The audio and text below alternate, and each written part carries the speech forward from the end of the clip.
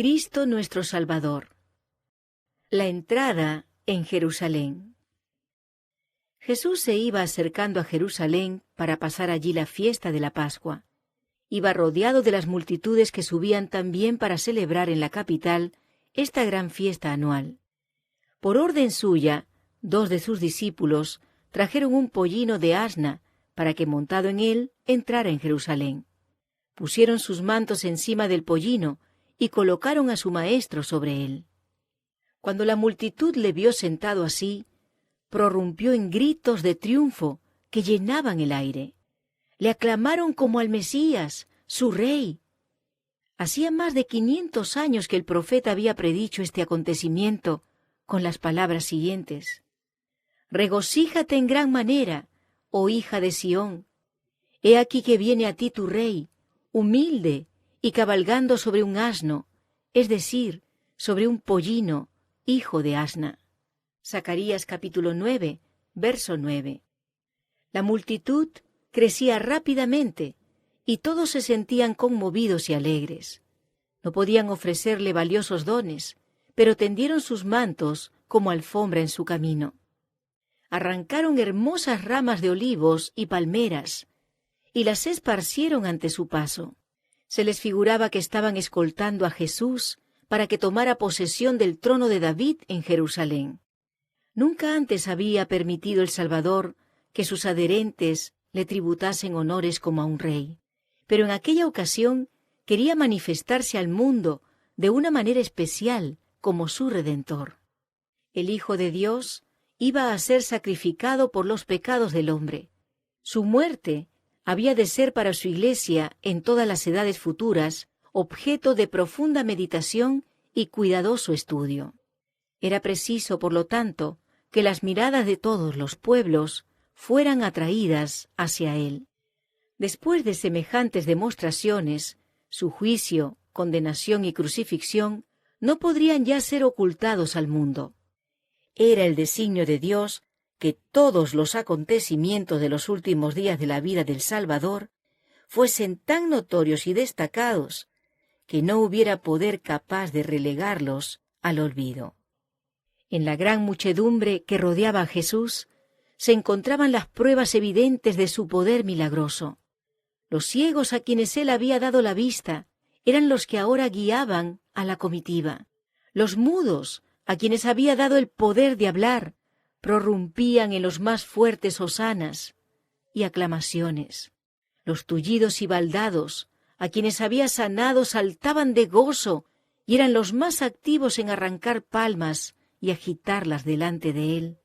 Las viudas y los huérfanos alababan el nombre de Jesús por las obras de misericordia que había hecho en su favor.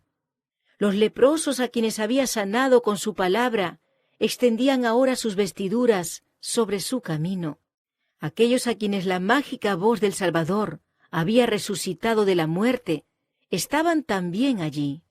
Y Lázaro, cuyo cuerpo había sufrido corrupción en la tumba, pero que ahora gozaba de pleno vigor varonil, iba con la feliz multitud que escoltaba al Salvador a Jerusalén. Los nuevos grupos que se iban agregando a aquella muchedumbre participaban de la exaltación del momento y unían sus voces a las demás en vivas de triunfo y alegría que resonaban por montes y valles. «Hosana al Hijo de David! Bendito el que viene en el nombre del Señor. Hosana en las alturas». Mateo capítulo 21, verso 9. Muchos fariseos presenciaron con desagrado esta escena. Sintieron que iban perdiendo el dominio sobre el pueblo. Haciendo uso de su autoridad, procuraron hacerlos callar, pero en vano. Sus reconvenciones y amenazas solo aumentaban el entusiasmo de la multitud. Viendo que no podían dominar al pueblo, se abrieron paso por entre la gente hasta donde estaba Jesús y le dijeron: «Maestro, reprende a tus discípulos». Alegaban que tan ruidosas demostraciones estaban en oposición con las leyes y no serían permitidas por las autoridades. Jesús les contestó: «Os digo que si éstos callasen, las piedras clamarían». Lucas capítulo 19, versos 39 y 40. Esta entrada triunfal estaba ordenada por Dios, había sido anunciada por los profetas, y ningún poder humano hubiera podido impedirla. La obra de Dios seguirá siempre adelante, a pesar de todo lo que haga el hombre para estorbarla o aniquilarla. Cuando la compañía llegó a la cumbre del monte, frente a Jerusalén, todo el esplendor de la ciudad se desplegó ante ella. La muchedumbre dejó de gritar, embelesada por la repentina visión de tanta belleza. Todas las miradas se fijaron en el Salvador, esperando ver en su rostro la misma admiración que todos sentían. Jesús se detuvo, una sombra de dolor se extendió sobre su semblante, y con asombro vio la gente que estallaba en amargo llanto. Los que rodeaban al Salvador no comprendían su pesar, pero él lloraba por aquella ciudad que estaba condenada a la destrucción. Había sido el constante objeto de su afán, y su corazón se llenó de angustia cuando comprendió que pronto iba a convertirse en desolación.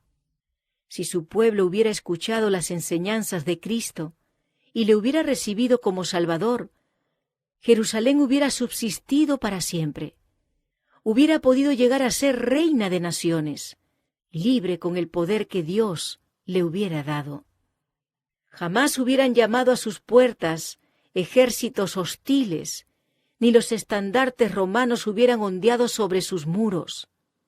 Desde Jerusalén, la paloma de la paz hubiera tendido el vuelo hacia todas las naciones. Jerusalén hubiera sido la gloria y la corona de la tierra. Pero los judíos habían rechazado a su Salvador y estaban por crucificar a su rey. Cuando el sol se hubiera puesto, aquella misma noche, la suerte de Jerusalén quedaría sellada para siempre. Unos 40 años después, Jerusalén fue quemada y completamente destruida por el ejército romano. Llegó a los gobernantes la noticia de que Jesús se estaba acercando a la ciudad con una gran compañía de adherentes. Salieron pues a su encuentro con la esperanza de poder disolver la muchedumbre. Con ademanes de gran autoridad preguntaron: ¿Quién es este? Mateo 21, verso 10. Sus discípulos, llenos del espíritu de inspiración, contestaron: Adán os dirá que es la simiente de la mujer que ha de herir la cabeza de la serpiente. Preguntad a Abraham, y os dirá que es Melquisedec, rey de Salem, rey de paz. Jacob os dirá: este es Shilo, de la tribu de Judá.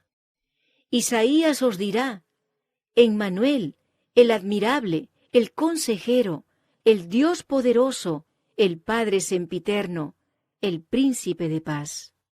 Jeremías os dirá: esta es la rama de David, el Señor nuestra justicia. Daniel os dirá: es el Mesías. Oseas os dirá: es Jehová de los ejércitos. Jehová es su memorial. Juan el Bautista os dirá: he aquí el Cordero de Dios que quita los pecados del mundo. Nosotros, sus discípulos, declaramos que este es Jesús, el Mesías, el príncipe de vida, el Redentor. Y aún el príncipe de las tinieblas le reconoce y dice: yo sé quién eres, el Santo de Dios.